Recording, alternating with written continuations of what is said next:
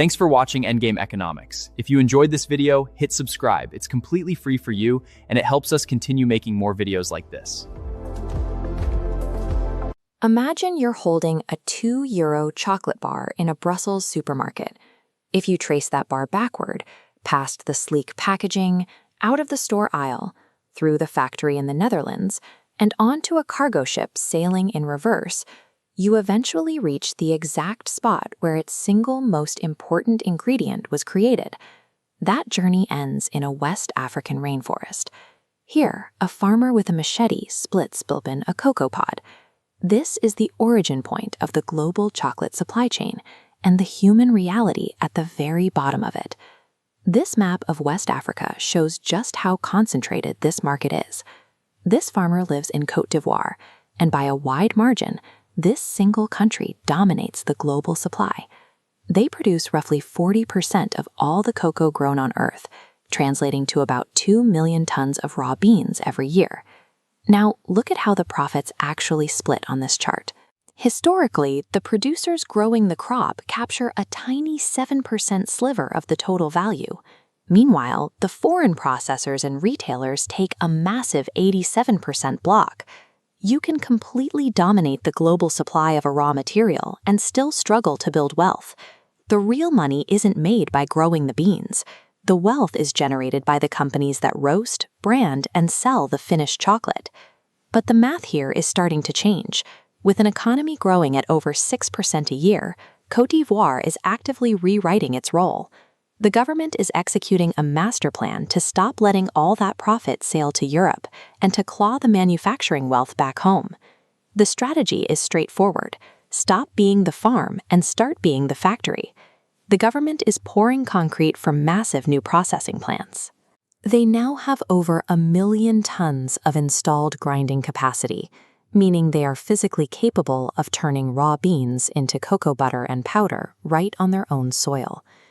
However, building a factory doesn't automatically mean you own the profits. For years, the major processing players operating inside the country have been foreign multinationals. They control over 80% of the grinding capacity, which means a large chunk of the wealth generated by those machines still leaks out to foreign headquartered firms. The cashew sector offers a different look at this transition. Since 2015, domestic processing capacity has increased 5-fold. By cracking and roasting more nuts locally, the country is starting to capture the processing value that previously flowed to Asia. This shift is creating jobs in the rural north, historically the country's poorest region. In these cashew factories, roughly 2/3 of the positions are held by women, creating a structural change in who earns steady income in those communities. The underlying logic applies across the entire economy. Whether they are harvesting cocoa pods or cashew nuts, the core playbook remains identical. The goal is to stop exporting raw vulnerability and start exporting finished value. To run a massive network of factories, you need a tremendous amount of electricity. Historically, unreliable power grids have acted as a hard brake on industrial development across the region. Then, energy companies drilling off the coast hit a massive deepwater discovery called Baleine. This single oil and gas field holds an estimated 2.5 billion barrels, and it was brought online at a record pace. This schematic illustrates how they are managing the find. While the oil goes onto ships for export, the government is piping it domestically to fuel local power generation. By funneling that gas into domestic power plants, the government is building the energy foundation required to run heavy machinery. These offshore fields provide the fuel necessary to support the country's industrial ambitions. Directing all of this macroeconomics is President Alassane Ouattara. Before entering politics, he spent his career at the IMF and the regional central bank. He manages the national economy with the strict fiscal discipline of a corporate balance sheet, hitting IMF targets and keeping deficits tightly controlled. That discipline is reinforced by the currency.